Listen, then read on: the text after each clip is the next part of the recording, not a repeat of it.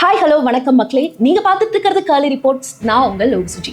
Just no தி அன்னோன்ல இன்னைக்கு எதை பத்தி பேச போறோம் அப்படின்னா, அமெரிக்காவிலிருந்து விரட்டப்பட்ட இந்தியர்கள், சட்டவிரோதமா அமெரிக்காவுக்கு புலம்பெயர்ந்த இந்தியர்களை அமெரிக்கா அங்கிருந்து நாடு கடத்தினாங்க அப்படின்னு சொல்லணும். இவங்க நாடு கடத்தினதுல மோசமான பல விஷயங்களை இப்போ நம்ம பார்க்க முடியுது. இதை பார்த்து எதிர்கட்சிகள் பல பேர் கண்டனம் தெரிவிக்கிறாங்க. எப்படி இவ்வளவு மோசமா அமெரிக்காவால நடந்துக்க முடியும் அப்படின்னு. அதாவது அங்கிருந்து வெளியேற்றப்பட்ட அந்த இந்தியர்களோட கை கால்கள்ல விலங்கு போட்டு கிட்டத்தட்ட ஒரு அனிமல்ஸை ட்ரீட் பண்ற மாதிரி அவங்களை ட்ரீட் பண்ணி இந்தியாவுக்கு கொண்டு வந்து விட்டுருக்காங்க. அதுவும் நார்மலான ஃபிளைட் கிடையாது, ராணுவ விமானத்துல. இந்த ராணுவ விமானத்தை எடுத்துக்கிட்டீங்க அப்படின்னா, அதாவது இந்தியனா ஒரு ஃபிளைட்ல இந்தியனை கொண்டு வந்து பிசினஸ் கிளாஸ்ல விடுறதை விட 5 மடங்கு அதிகமாகுமா. அந்த அளவுக்கு செலவு பண்ணி இந்தியர்களை நாடு கடத்தி இருக்கு அமெரிக்கா. அண்ட் அது மட்டும் இல்லாம இங்க அமிர்தசரஸ்ல இந்த ஃபிளைட் இந்தியர்களை கொண்டு வந்து விட்ட இந்த ஃபிளைட் இறங்கினதுக்கு பிறகு மோடி இப்போ அமெரிக்கா போக போறாரு அப்படிங்கிற செய்தியையும் அறிவிச்சிருக்காங்க. இது ஒரு பக்கம் இருந்தா, கொலம்பியா இந்த மாதிரி அவங்களோட நாட்டை சேர்ந்த சிவிலியன்ஸை கொண்டு வந்து விட்டப்போ எப்படி எதிர்ப்பு தெரிவிச்சதோ அதே மாதிரி இந்தியா ஏன் எதிர்ப்பு தெரிவிக்கல அப்படின்னு எதிர்கட்சிகளும் பல கேள்வி எழுப்பிக்கிட்டு இருக்கு. சோ இப்போ அமெரிக்கர்கள் ஏன் இந்தியர்களை இப்படி மோசமான முறையில ட்ரீட் பண்றாங்க, இதுக்கு பின்னாடி இருக்கக்கூடிய பல தகவல்கள் என்ன அப்படிங்கறத தான் ஜஸ்ட் நோ தி அன்னோன்ல நீங்க இன்னைக்கு தெரிஞ்சுக்க போறீங்க.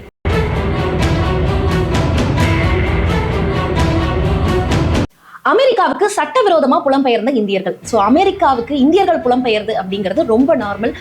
பல ஆண்டு காலமா இந்தியர்கள் இங்கிருந்து அமெரிக்காவுக்கு போய்கிட்டு தான் இருக்காங்க. ஸோ இதுல சட்டவிரோதமாகவும் பல பேர் போயிட்டு இருக்காங்க அப்படின்னு சொல்லணும். அதாவது இல்லீகலா எந்தவித டாக்குமெண்ட்டும் இல்லாம பல நாடுகள் தாண்டி அமெரிக்காக்குள்ள போறது, இதுதான் சட்டவிரோதமா போறது.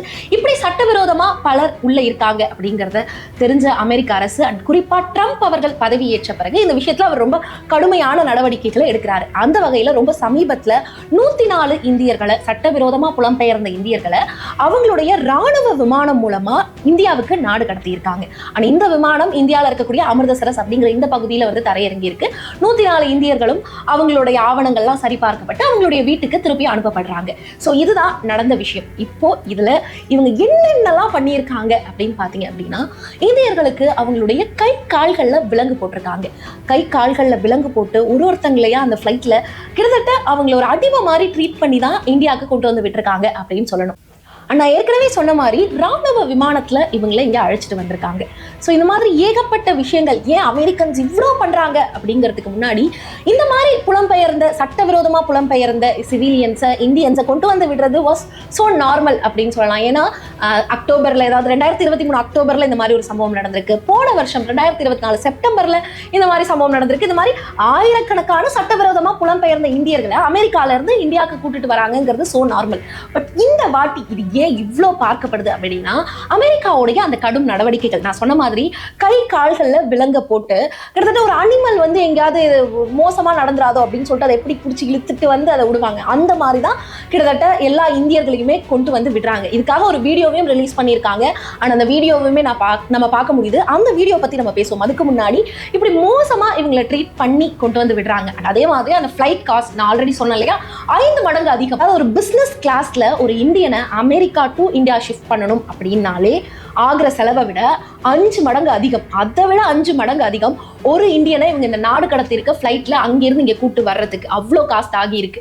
இப்படி இவங்க ஒரு ராணுவ விமானத்துல, ஏன்னா ஒருத்தருக்கு அப்படின்னா கிட்டத்தட்ட 104 பேருக்கு மேல அவங்க அங்கிருந்து இங்க நாடு கடத்தி இருக்காங்க அப்படின்னு சொல்லப்படுது. ஸோ அப்ப அந்த 104 பேருக்கும் எவ்வளவு செலவாகி இருக்கும், இதனால அமெரிக்காவுக்கு எவ்வளவு நஷ்டம் ஏற்பட்டிருக்கும்னு பாருங்க. இவங்களை நார்மலா ஒரு சிவிலியன் ஃபிளைட்ல அங்கிருந்து இங்க கூட்டு வந்திருக்கலாம். ஐ மீன் நார்மலா மக்கள் பயன்படுத்துற அந்த ஃபிளைட்ல அங்கிருந்து இங்க கூட்டு வந்திருக்கலாமே. இதுக்காக எஸ்பெஷலி C-17 அப்படிங்கிற ராணுவ விமானத்தை அமெரிக்கா பயன்படுத்தி இருக்கு. விலங்குகள் பூட்டி கூட்டு வந்திருக்காங்க. லைக் இந்த மாதிரி விஷயங்களெல்லாம் அமெரிக்கா செய்யறதுக்கு பின்னாடி இருக்கக்கூடிய முக்கிய காரணம் என்ன அப்படின்னா, நாங்க இந்த மாதிரி விஷயத்த ரொம்ப ஸ்ட்ராங்கா கண்டிக்கிறோம் அப்படிங்கிறது தான் அமெரிக்கா சொல்ல வருது. இதை அமெரிக்கா ரொம்ப டைரக்டா சொல்றாங்க அப்படிங்கிறது. இந்த விஷயங்களெல்லாம் தாண்டி அவங்களுடைய அந்த வீடியோ, எஸ்பெஷலி ட்விட்டர்ல வெளியாகி இருக்கு. அந்த வீடியோல தான் இந்த விலங்கு போடப்பட்டிருக்கிறது, அந்த குறிப்பிட்ட விமானத்துல இந்தியர்கள் ஏறுறது, இதெல்லாம் நம்ம பார்க்க முடியுது. அண்ட் அதுல என்ன மென்ஷன் பண்ணியிருக்காங்க அப்படின்னா, ஏலியனை நம்ம நாட்டை விட்டு துரத்திட்டோம் அப்படிங்கிற மாதிரி மென்ஷன் பண்ணியிருக்காங்க. லைக் அவங்க வந்து இங்க குடிபெயர்ந்த மற்ற மற்ற நாட்டுக்காரங்களை நாங்கள் வெளில அனுப்பிட்டோம் அப்படின்றதெல்லாம் அவங்க சொல்லலை. ஏலியன்ஸை நம்ம நாட்டை விட்டு வெளில அனுப்பிட்டோம் அப்படின்னு சொல்கிறாங்க. ப்ளஸ் இதில் இன்னுமே ஹைலைட்டான விஷயம் என்ன அப்படின்னா, அந்த வீடியோவை நம்ம ஒரு இந்தியனாவோ இல்லை அதர் கண்ட்ரி பீப்புள்ஸ் பார்க்கும்போது இந்த மாதிரி இவங்க பண்ணதெல்லாம் வீடியோவாக எடுத்து போட்டிருக்காங்க அப்படிங்கிறதையும் தாண்டி அஸ் அமெரிக்கனா அந்த வீடியோவை பார்த்தா அது வந்து ஒரு சுதந்திரத்திற்கான உணர்வு அப்படிங்கிற மாதிரி தான் அந்த வீடியோவை பார்க்கும்போது நமக்கு ஒரு ஃபீல் வரும். ஏன்னா அந்த பேக்ரவுண்ட் மியூசிக்கை நீங்கள் கேட்டீங்க அப்படின்னாலே ஒரு சுதந்திரத்திற்கான உணர்வு, ஒரு ஸ்ட்ராங்காக நாங்கள் எல்லாரையும் வெளில அனுப்பிட்டோம் அப்படிங்கிற மாதிரி ஒரு உணர்வை அமெரிக்கர்களுக்கு அங்கே இருக்கக்கூடிய மக்களுக்கு ஏற்படுத்தணுங்கிறதுக்காகவே அந்த வீடியோ மேக் பண்ண மாதிரி இருக்கும். ஸோ அந்த வீடியோவில் தான் நமக்கு இவ்வளோ விஷயங்களும் தெரியுது. இவ்வளோ ஸ்ட்ராங்காக அமெரிக்கா வந்து நீங்கள் எங்கள் நாட்டில் இருக்கக்கூடாது அப்படிங்கிறது, அதாவது எங்கள் பர்மிஷன் தாண்டி நீங்கள் இருக்கக்கூடாது அப்படின்னு அமெரிக்கா சொல்லும் பொழுது, அதாவது அங்கே இருக்கக்கூடிய மக்களை நாடு கடத்தும் பொழுது இந்தியர்களாக குறிப்பாக இந்திய அரசாங்கம் என்ன பண்ணணும் அப்படின்னா, இவ்வளோ வல்கராகவும் இவ்வளோ மோசமாகவும் எங்கள் இந்தியர்களை நீங்கள் நடத்த தேவையில்லை. சட்டவிரோதமாக புலம்பெயர்ந்தது தவறு அப்படின்னாலும் அதற்கான பேசிக்கான ரெஸ்பெக்டோட அவங்களை இங்கே கூட்டு வந்து விடலாம். ஒரு விலங்கு மாதிரி அவங்கள ட்ரீட் பண்ணக்கூடாது அப்படிங்கிறத இந்தியா எதிர்ப்பு தெரிவிச்சிருக்கணும். பட் இந்திய அரசாங்கம் சைட்ல இருந்து எந்த ஒரு எதிர்ப்புமே பெருமளவு இதுக்கு இல்லை அப்படின்னு சொல்லணும். அதாவது இங்க இந்தியாக்குள்ள இதை பத்திய டாக் போயிட்டு இருக்கு, எதிர்கட்சிகள் பல எதிர்ப்பு தெரிவிக்கிறாங்க. பட் இந்திய அரசாங்கம் எப்படி நீங்க இப்படி பண்ண முடியும் அப்படின்னு எந்த கேள்வியுமே அமெரிக்காவை எதிர்த்து கேட்கல. இதெல்லாம் தாண்டி ஹைலைட்டான விஷயம் என்ன அப்படின்னா, இப்போ பிரதமர் மோடி அவர்கள் வாஷிங்டனுக்கு போய் ட்ரம்ப் அவர்களை சந்திக்க இருக்காரு. இதுதான் இன்னுமே ஷாக்கிங்கா இருக்கு. இப்படி ஒரு விஷயம் நடந்ததுக்கு பிறகு அமெரிக்கா மீது பல கண்டனங்களை இந்தியா தெரிவிச்சிருக்கணும் அப்படின்னும், அமெரிக்காவுக்கும் இந்தியாவுக்கும் இருந்த ஒரு உறவு இதால பாதிக்கப்பட்டிருக்கும். ஏன்னா மனிதர்களை விலங்குகள் மாதிரி அவங்க இந்தியர்கள் அப்படிங்கிறதுக்காகவே ட்ரீட் பண்ணுது அமெரிக்கான்னா அது எவ்வளவு மோசமான விஷயமா இருக்கும். அதுக்கு இந்தியா எவ்வளவு எதிர்ப்பு தெரிவிச்சிருக்கணும் அப்படின்னு பல பேர் கேள்வி எழுப்பிட்டு இருக்காங்க. பட் அதெல்லாம் பிரேக் பண்ற மாதிரி இப்போ பிரதமர் மோடி அவர்கள் போய் ட்ரம்ப் அவர்களை சந்திக்க போறாரு. அண்ட் இதுல இன்னுமே ஹைலைட்டான விஷயம் என்ன அப்படின்னு பாத்தீங்கன்னா, ட்ரம்ப் அவர்கள் பதவியேற்ற பிறகு அவரை சந்திக்கிற ஒரு வெளிநாட்டு தலைவர், முதல் வெளிநாட்டு தலைவர் அப்படின்னா இப்போதைக்கு பிரதமர் மோடி அவர்கள் தான். ஸோ இது ஒரு பக்கம் இருக்கும்போது எதிர்கட்சி தலைவர்களும் சரி மற்றவர்களும் சொல்ற இன்னொரு விஷயம், இந்தியா எதிர்ப்பு தெரிவிச்சிருக்கணும், இந்தியா இதெல்லாம் பண்ணியிருக்கணும் அப்படின்னு ஏன் இவ்வளவு ஸ்ட்ராங்கா சொல்றாங்க அப்படின்னா, கொலம்பியாலையும் இதே மாதிரி விஷயம் நடந்துச்சு.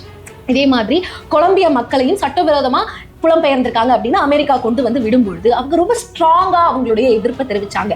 இன்ஃபேக்ட் சொல்லணும் அப்படின்னா, நாடு கடத்தப்பட்ட அந்த ராணுவ விமானத்தை, நாடு கடத்தப்பட்ட நபர்களை நாங்கள் உள்ள இறங்க விட மாட்டோம், எங்க சிவிலியன்ஸ் தான், நாங்கள் வந்து நல்ல முறையில் மரியாதையா அவங்களை திருப்பி கூட்டு வந்துக்கிறோம், இந்த மாதிரி ராணுவ விமானத்தை நாங்கள் எங்களுடைய நாட்டுக்குள்ள அலோவ் பண்ண முடியாது அப்படின்னு சொல்லி அந்த ராணுவ விமானத்தை அவங்க அலோவ் பண்ணவே இல்லை. நீங்க வந்து ஒரு சாதாரண விமானத்துல இவங்களை அழைச்சிட்டு வந்திருந்தீங்க அப்படின்னா கண்டிப்பா நாங்கள் அலோவ் பண்ணியிருப்போம். ஒரு ராணுவ விமானத்துல இவ்வளவு மோசமா மக்களை ட்ரீட் பண்ணி கொண்டு வந்து இறக்கி விட்டா நாங்க ஏத்துக்க மாட்டோம் அப்படின்னு கொலம்பியா கவர்மெண்ட் எவ்வளவோ போராடினாங்க. பட் அவங்க இப்படி ஒரு விஷயம் சொன்னா அதுக்கு அப்படியே ட்ரம்ப் எதிராக நாங்க இந்த மாதிரி வரி விலக்கு விதிப்போம், இந்த மாதிரி பொருளாதார தடை விதிப்போம் கொலம்பியா மேல, இப்போ நீங்க இதை ஏத்துக்கலாம் அப்படின்னு சொல்லி பல பேச்சுவார்த்தைகள் ரெண்டு பக்கமும் இருந்துச்சு. அதை தொடர்ந்து கொலம்பியா கவர்மெண்ட் சரி ஓகே அப்படின்னு அந்த ராணுவ விமானத்தை அக்செப்ட் பண்ணிட்டு அவங்களுடைய மக்களை உள்ள வர அனுமதிச்சாங்க. ஸோ இப்போ இந்த எதிர்ப்பை கூட இந்தியா தெரிவிக்கல அப்படிங்கிறது தான். ஸோ கொலம்பியா எதிர்ப்பை தெரிவிச்சது ட்ரம்ப்புக்கும் கொலம்பியாவோட பிரசிடென்ட் குஸ்டவோ பெட்ரோ, இவங்க ரெண்டு பேருக்கும் நடுவில் ஏகப்பட்ட பேச்சுவார்த்தைகள் மாறி மாறி நடந்து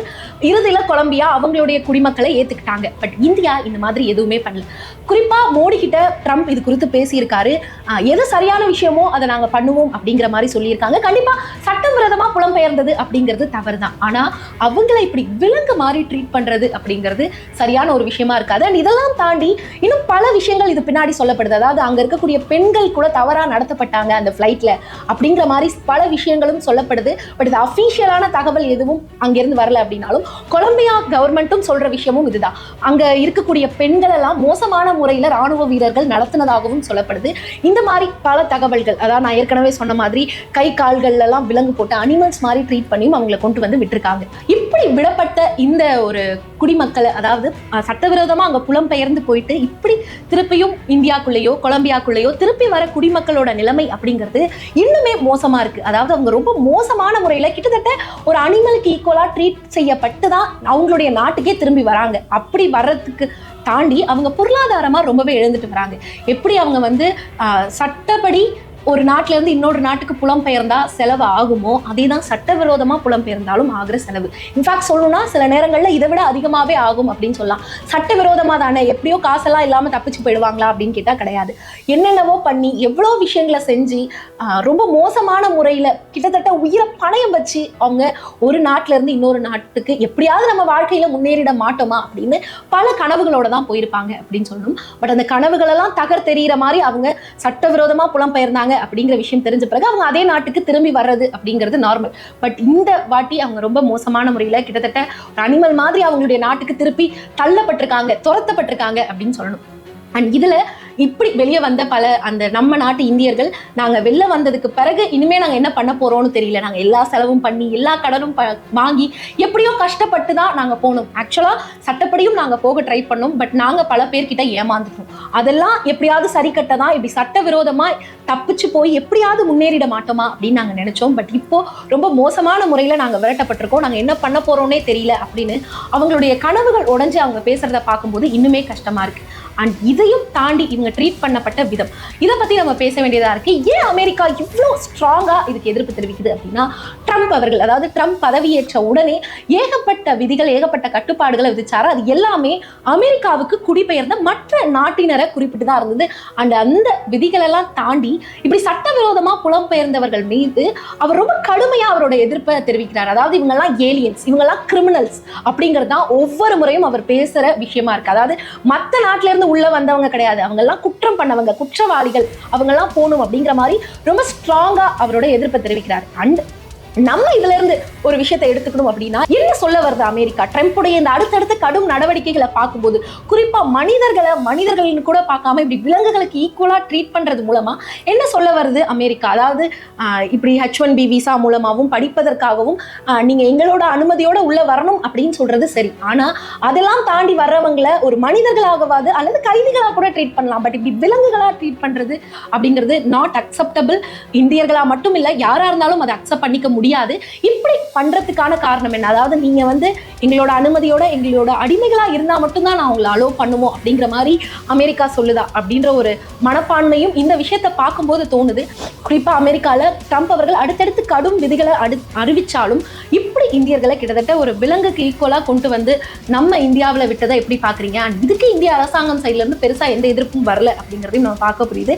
இது குறித்து உங்களுடைய கருத்துக்களை கமெண்ட் செக்ஷன்ல கமெண்ட் பண்ணுங்க. அண்ட் இந்த மாதிரி ஜஸ்ட் நோ தி அன்னோன்ல பல தெரியாத தகவல்களை இன்னும் தெளிவா தெரிஞ்சுக்கணும் அப்படின்னா கர்லி ரிப்போர்ட்டை சப்ஸ்கிரைப் பண்ணி வச்சுக்கோங்க. இதே மாதிரி இன்னொரு தகவலோட உங்களை சந்திக்கிறேன். Until then, bye. This is Love Suji.